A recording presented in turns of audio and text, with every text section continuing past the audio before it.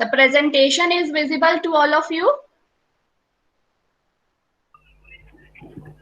Yes, ma'am. Science and sustain presentation आपको दिख रहा है? Yes ma'am. दिख रहा है ma'am.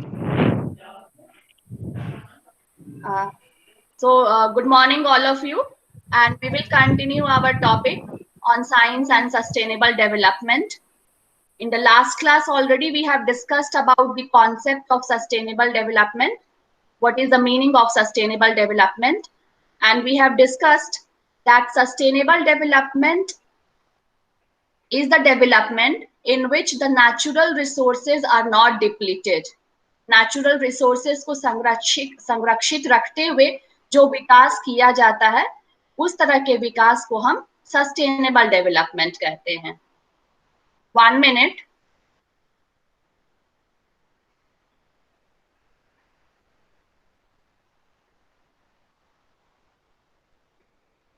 Ravi, have you joined?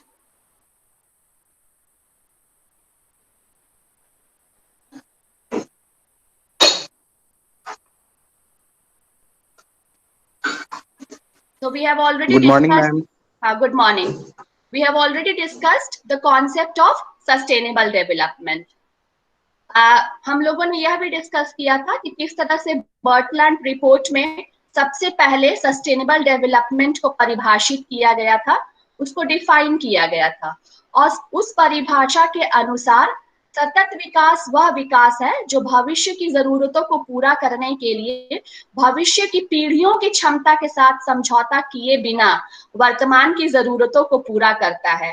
एक ऐसा विकास जहां पर वर्तमान की आवश्यकताओं को भी पूरा किया जाता है और भविष्य का भी ध्यान रखा जाता है, उस तरह के विकास को हम सस्टेनेबल डेवलपमेंट कहते हैं।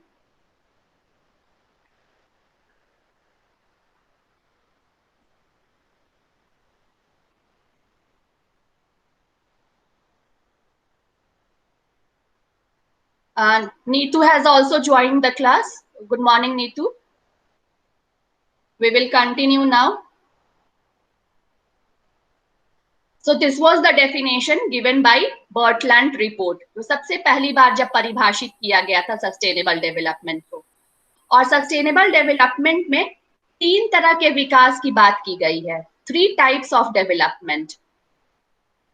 These developments are environmental, social, and economic development.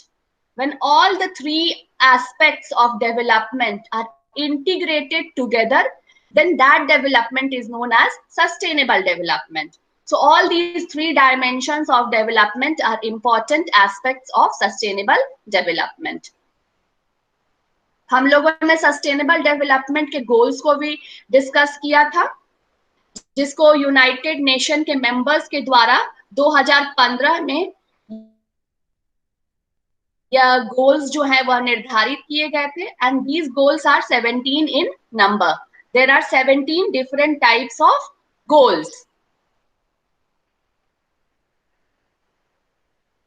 So these goals are no poverty, zero hunger, good health and well-being, quality education, gender education, clean water and sanitation, affordable and clean energy, decent work and economic growth, industry innovation and infrastructure, reduced inequality, sustainable cities and communities, responsible consumption and production, climate action, life below water, life on land, justice, peace and justice, strong institutions, and the last one was partnership to achieve the goals.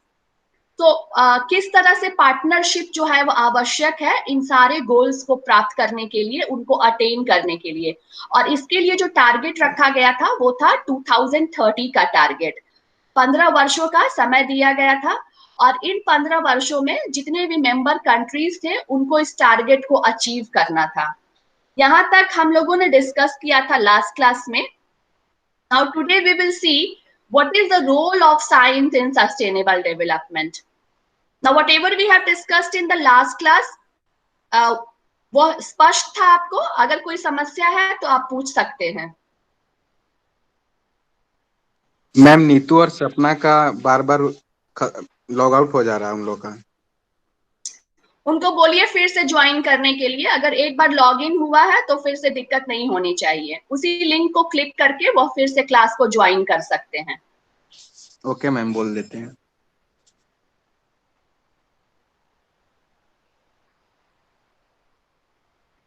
This particular slide is visible. Role of science in sustainable development.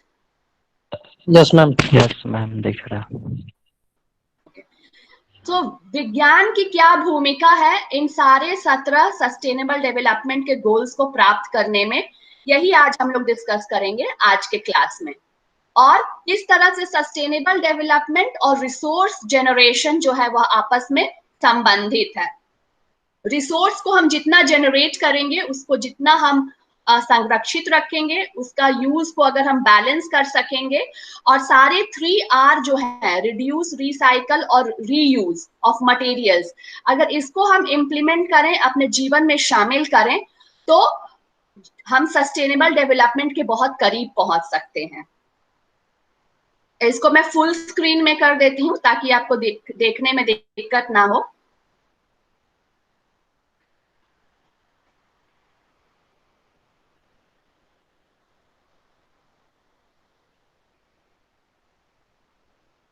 Once visible, then please let me know.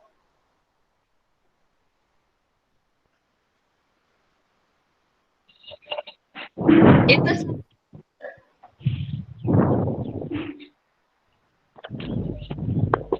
sustainable development and resource generation. यह presentation visible है आपको? Yes ma'am, it is visible. Yes ma'am. Fine. So up to this much we have discussed in the last class. Now let us proceed further, and today we will discuss the role of sustainable development, the role of science in sustainable development. So first we will discuss what are the different alternative forms of energy. ऊर्जा के अलग अलग कौन कौन से forms हैं, वैकल्पिक energies क्या क्या हैं, और वो किस तरह से सहायक हैं सस्टेनेबल डेवलपमेंट में। हम सब जानते हैं, we have studied it in physics also, that energy has got different forms and it also keeps on changing its form. Like we can convert electrical energy into heat energy, light energy. Okay, chemical energy can also be converted into mechanical energy. So likewise, there are different forms of energy. Now, what are the alternative forms of energy that we can use to preserve the other forms of energy? So we can see that wind energy, वायु ऊर्जा और solar energy, solar energy जो हमको सन से प्राप्त होता है। तो ये जो फॉर्म्स हैं, wind energy, solar energy, hydro energy, all these are different forms of energy that can be used in place of electrical energy. In fact, we can generate electricity with help of wind energy and solar energy. And we can also make use of nuclear energy.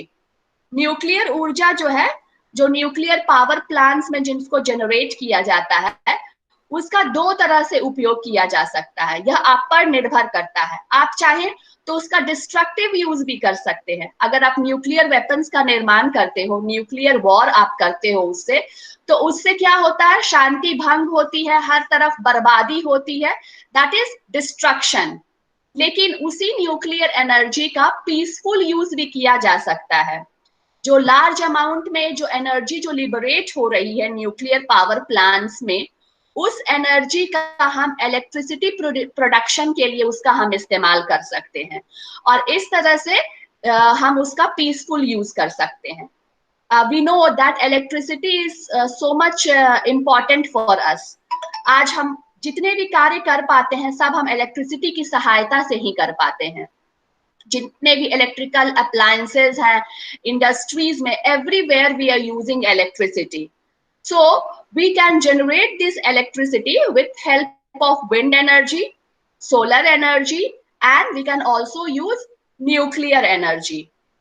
और इस तरह से क्या होगा, carbon emission और जो दूसरे green house gases हैं जो कि काफी नुकसानदेह होते हैं हमारे पर्यावरण के लिए, उनको हम रिड्यूस कर सकते हैं। कार्बन डाइऑक्साइड का emission and the emission of other green house gases, जिसकी वजह से ओजोन लेयर में होल हो गया है। और जितना ये गैसेस एमिट होगा, it is very dangerous for not only for the ozone layer but also for the whole environment. लेकिन अगर हम इन एनर्जीज का इस्तेमाल करते हैं तो we can reduce the emission of carbon. So this is the usefulness or the benefit of other forms of energy. Now here you can see किस तरह से सोलर एनर्जी से इलेक्ट्रिकल एनर्जी जो है वो प्रोड्यूस किया जा रहा है। इसके लिए हम सोलर पैनल्स का इस्तेमाल करते हैं और इन सोलर पैनल्स को हम लोग घर के छत के ऊपर, रूफ के ऊपर या किसी ऐसे जगह इस तरह से इसको लगाया जाता है कि डायरेक्ट सन का लाइट जो है, जो सोलर एनर्जी जो प्राप्त हो रहा है वो इसके ऊपर पड़ सके और फिर इलेक्ट्रिकल सर्किट बनाकर इस सोलर एनर्जी को इलेक्ट्रिकल एनर्जी में कन्वर्ट किया जाता है। We have these solar panels in our institute also. हमारे college Saint Xavier's college of education में भी हमने सोलर पैनल्स इंस्टॉल किया हुआ है और इन सोलर पैनल से जो इलेक्ट्रिसिटी जो जनरेट होती है उससे आपके क्लासरूम के जो लाइट हैं, फैंस हैं, उनको ऑपरेट किया जाता है। So this way we are conserving electrical energy. You must have seen these wind mills also. कहीं ना कहीं इस तरह के विंड मिल्स को आपने जरूर देखा होगा और ये विंड मिल्स जो है दे स्टार्ट रोटेटिंग। हवा के कारण ये लोग they start rotating and they produce energy और फिर इस एनर्जी को भी हम इलेक्ट्रिसिटी प्रोड्यूस करने के लिए इस्तेमाल कर सकते हैं। Now let us see eco friendly production. किस तरह से विज्ञान जो है वह सहायक है इको फ्रेंडली प्रोडक्शन के लिए। इको फ्रेंडली प्रोडक्शन का तात्पर्य है ऐसे उत्पादन जो हमारे पर्यावरण के लिए अच्छे माने जाते हैं, जो हमारे पर्यावरण के लिए नुकसानदेह नहीं है। तो जैसे जूट, अगर हम प्लास्टिक बैग्स की जगह पर अगर हम जूट के बैग का इस्तेमाल करें तो इस तरह से ये जूट का जो बैग है हम बार बार इसका इस्तेमाल कर सकते हैं। लेकिन प्लास्टिक जो होता है वो आसानी से डिग्रेड नहीं करता है, it is non degradable and therefore बहुत सारा प्लास्टिक जो है, सिंगल यूज प्लास्टिक, जब हम उसको थ्रो कर देते हैं वह कलेक्ट हो जाता है and it is very harmful for our environment. So in place of plastic we can use jute bags. ऐसे सामग्रियों का हम इस्तेमाल कर सकते हैं जो आसानी से डिग्रेड हो सकें और इस तरह से वह नुकसानदेह नहीं होते हैं। तो इन चीजों के प्रोडक्शन में विज्ञान जो है वह सहायक है। विज्ञान ना सिर्फ आपको बताता है कि कौन कौन सी चीजें हैं, कौन कौन सी सामग्री है जो इको फ्रेंडली है, बल्कि इसके उत्पादन में भी वह सहायक है। क्योंकि जिन मशीन्स के द्वारा, जिस इंडस्ट्रीज में इनका प्रोडक्शन किया जाता है, वहां पर विज्ञान जो है वह उनके प्रिंसिपल्स पर वह कार्य करता है। All the machines, okay, even the scientific research and development, they are helping in the production of eco-friendly goods. Next we talk about recycling and waste management.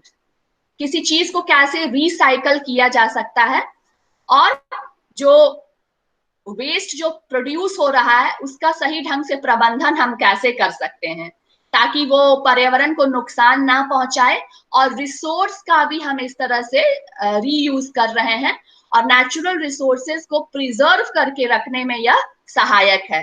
क्योंकि आप नए नेचुरल रिसोर्सेज का इस्तेमाल नहीं कर रहे हैं, ऑलरेडी जो नेचुरल रिसोर्सेज आपके पास हैं उन्हीं को रिसाइकल करके आप उनका इस्तेमाल कर रहे हो। तो इस तरह से वेस्ट भी रिड्यूस होगा, वेस्ट रिडक्शन भी होगा और स्टैंडर्ड ऑफ लिविंग जो है वह भी इम्प्रूव होगा। Now please make this correction, instead of lining it should be standard of living. जीवन जीने का जो स्तर होता है उसको, उसमें भी सुधार आता है। और साथ ही साथ ग्रीन टेक्नोलॉजी को भी यह प्रमोट करता है। Green technology is that technology which is eco friendly, जो पर्यावरण के लिए खतरा ना उत्पन्न करे, पर्यावरण के लिए जो पर्यावरण की गुणवत्ता को बना के रखने में यह सहायक होता है। तो इस तरह के रिसाइकलिंग प्लांट्स में और बहुत सारे दूसरे प्लांट्स हैं जहां पर वेस्ट का मैनेजमेंट किया जा सकता है। You can C in this slide, what do you see here in this slide? Any one of you?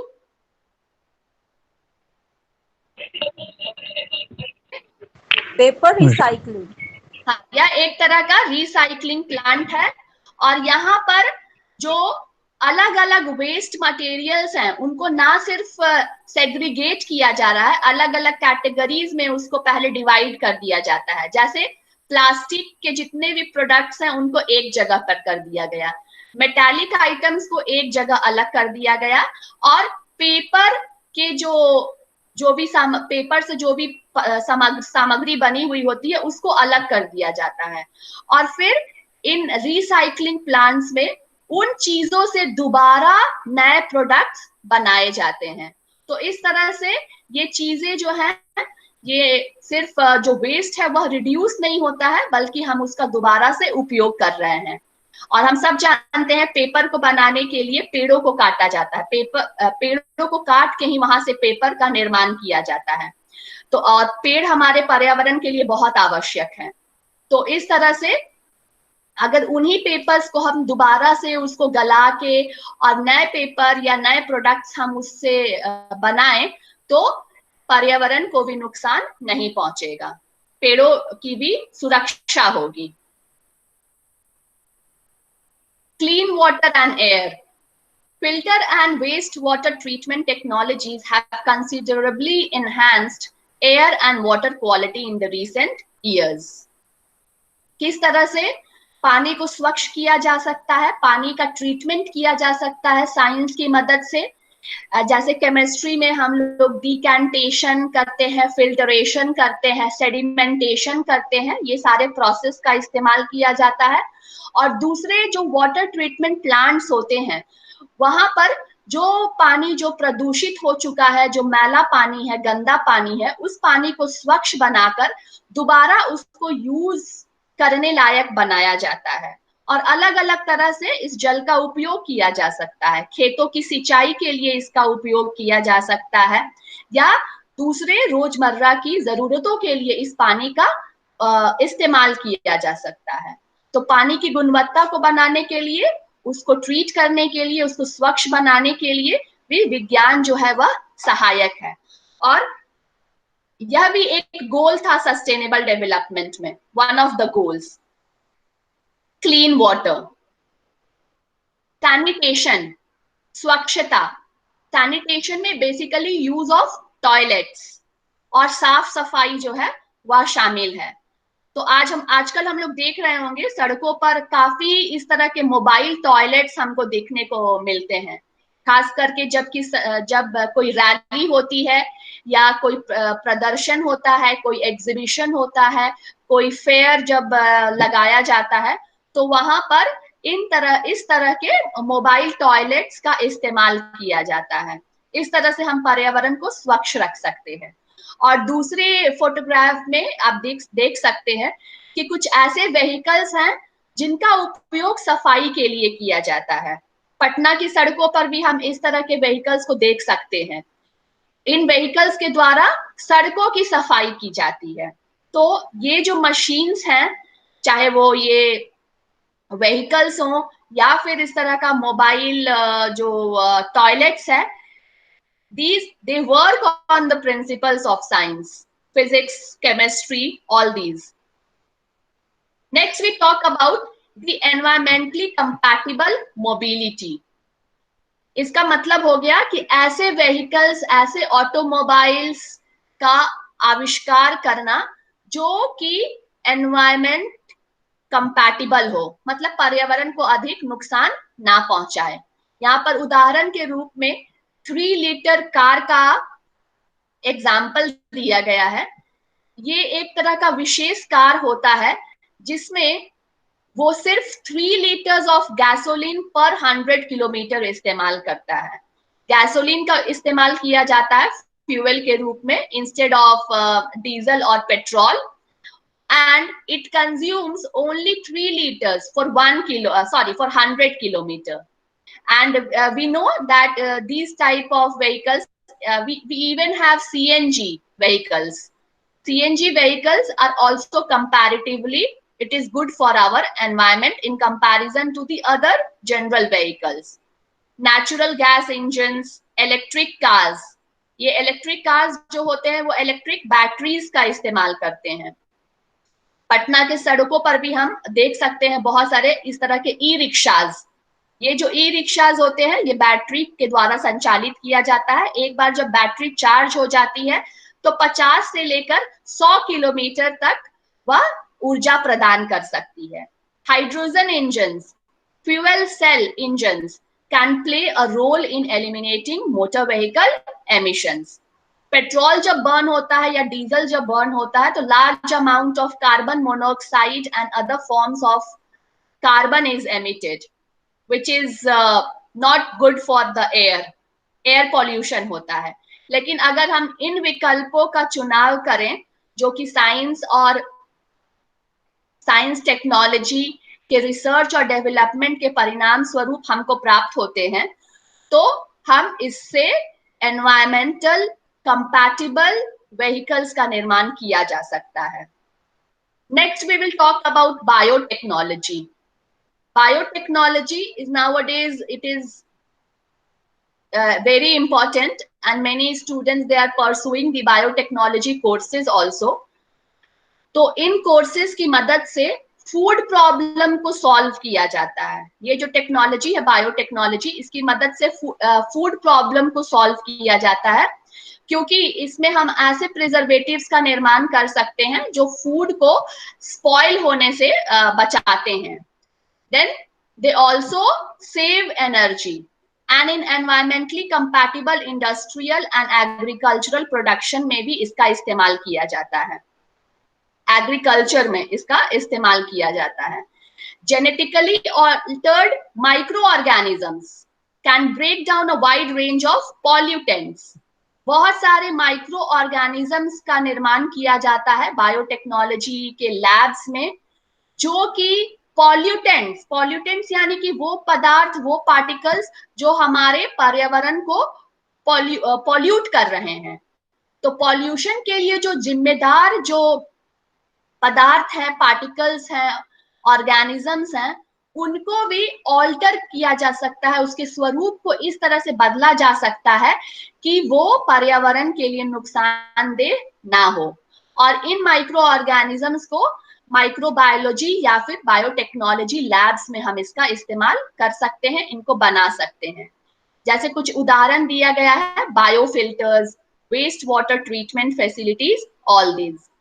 Genetically modified organisms can also reduce environmental burdens by reducing the need for pesticides, fertilizers and medication.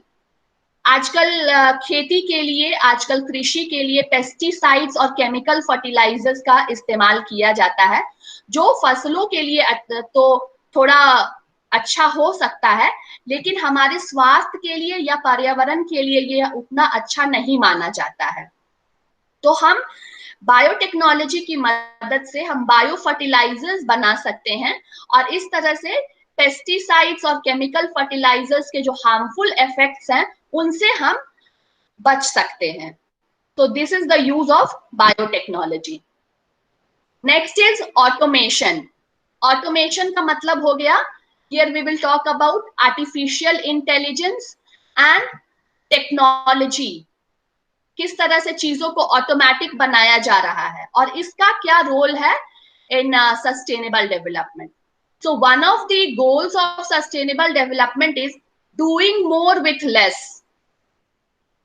तात्पर्य यह है कि कम लागत से या कम संसाधन का उपयोग करके हम ज्यादा उत्पादन कैसे कर सकते हैं। जब वही कार्य मनुष्य कर रहा है तो वहां पर टाइम भी अधिक लग रहा है, उसकी ऊर्जा भी अधिक लग रही है और प्रोडक्शन भी ज्यादा नहीं हो रहा है। लेकिन अगर उसकी जगह पर ऑटोमेटेड मशीन्स का इस्तेमाल किया जाए, तो उस तरह से जो प्रोडक्शन होगा उसकी क्वांटिटी भी बढ़ेगी, क्वालिटी में भी इंप्रूवमेंट होगा और ऊर्जा को भी हम बचा सकते हैं. So this is doing more with less. Automation also increases productivity and also improves the quality. जिन सामानों का उत्पादन हो रहा है उनकी गुणवत्ता भी हम बढ़ा सकते हैं और उसकी संख्या में भी बढ़ोतरी की जा सकती है ऑटोमेशन का इस्तेमाल करके. साथ ही साथ यह एनर्जी को कंजर्व करता है और कॉस्ट को भी रिड्यूस करता है, cost reduction, and also promotes innovation, नवाचार को भी बढ़ाता है. This way it saves time, effort and other resources. इस तरह से ऑटोमेशन जो है वह समय की बचत करता है, हमारे प्रयास जो है, हमारे एफर्ट्स जो है उसको भी बचाता है, और साथ ही साथ संसाधन जो है, हम सब जानते हैं कि जितने भी इंडस्ट्रीज हैं वहां पर प्रोडक्शन के लिए रॉ मटेरियल के रूप में नेचुरल रिसोर्सेज का इस्तेमाल किया जाता है. तो उन नेचुरल रिसोर्सेज का, कम से कम नेचुरल रिसोर्सेज का इस्तेमाल करके ज्यादा से ज्यादा उत्पादन किस तरह से किया जा सकता है, इसके लिए ऑटोमेशन की सहायता ली जाती है. Up to here is it clear to you? Yes, ma'am. Yes, ma'am.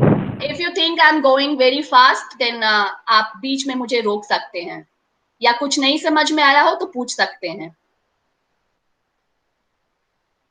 Okay, so sustainable development and resources, these two are very much interrelated to one another. Sustainable development और संसाधन, और संसाधन, जब भी हम संसाधन शब्द का प्रयोग करेंगे तो यहाँ पर संसाधन के 3 डायमेंशंस को हम देखेंगे, क्योंकि हम जानते हैं कि सस्टेनेबल डेवलपमेंट के 3 डायमेंशंस हैं, एनवायरमेंटल, इकोनॉमिक एंड सोशल. इसी तरह से जब रिसोर्स की हम बात करेंगे तो environmental resources, that means we are talking about natural resources. Economic resources means we are talking about financial resources, we are talking about the raw materials, we are talking about human labor, we are talking about industrialization. और social resources यानी कि we human beings and the resources that we get from our society. तो इन तीनों तरह के संसाधनों को हम किस तरह से सस्टेनेबल डेवलपमेंट के साथ जोड़ सकते हैं, अगर इनका हम संरक्षण करते हैं तो एक तरह से सस्टेनेबल डेवलपमेंट को हम बढ़ावा दे रहे हैं. और यह संभव हो पाता है सिर्फ विज्ञान की सहायता से. Already we have discussed how science is helpful in improving the quality of environment. किस तरह से विज्ञान अपना योगदान दे रहा है औद्योगिकरण, इंडस्ट्रियलाइजेशन में, और साथ ही साथ आर्थिक विकास में. And the last is how science is helpful in raising the standard of life, how science is helpful in providing quality education. तो this way social development is taking place.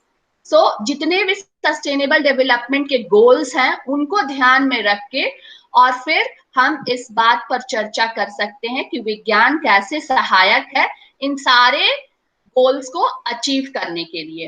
Once again you can see all the 17 goals are here, sustainable development goals, और इसको एक pyramid के रूप में यहाँ पर arrange किया गया है, एक ट्रायंगल के रूप में अरेंज किया गया है.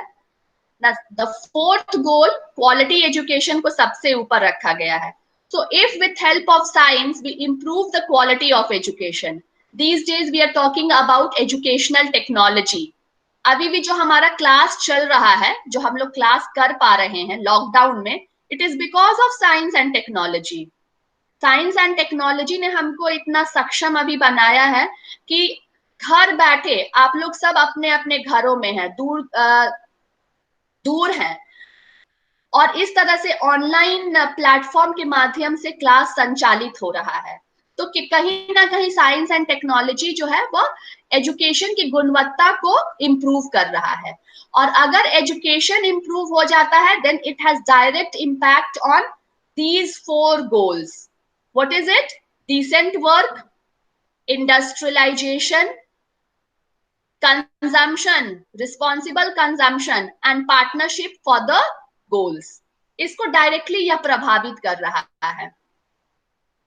अगर अच्छी शिक्षा प्राप्त हुई, आप जैसी शिक्षा आपको प्राप्त हुई है उस तरह का आप जॉब कर सकते हैं, डिसेंट जॉब कर सकते हैं, सुरक्षित कार्य आप कर सकते हैं जो आपकी शिक्षा के अनुकूल हो, आपकी एलिजिबिलिटी के अकॉर्डिंगली हो।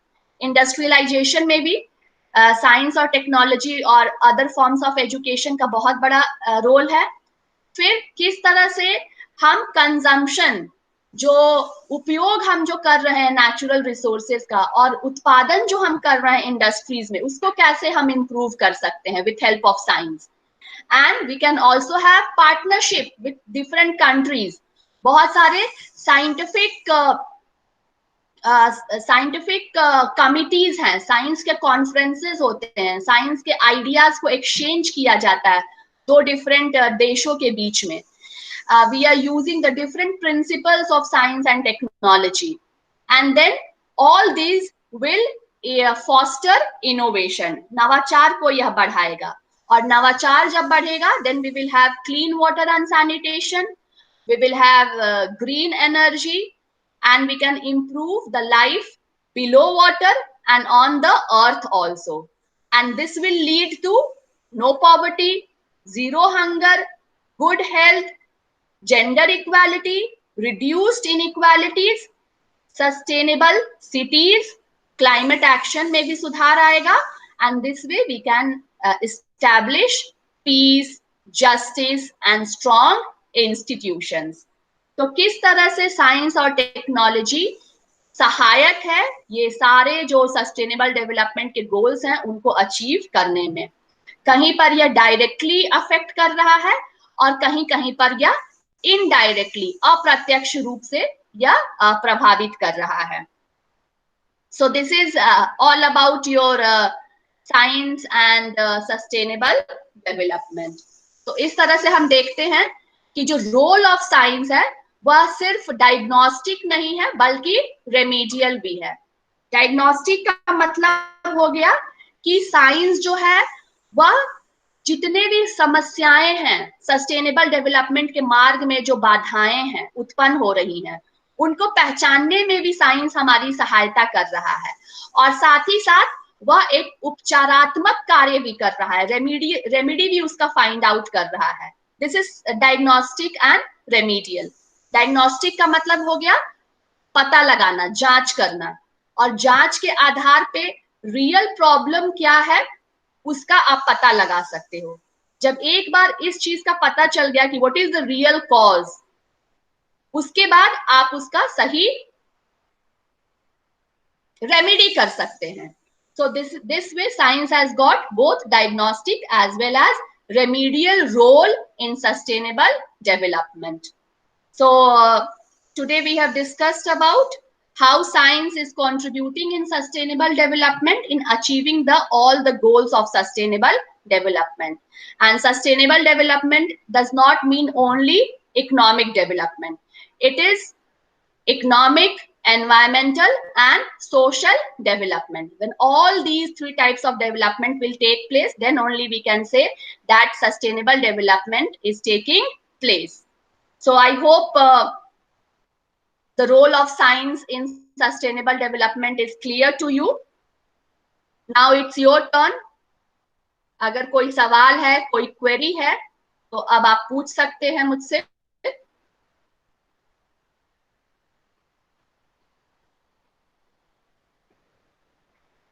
Anything you would like to ask?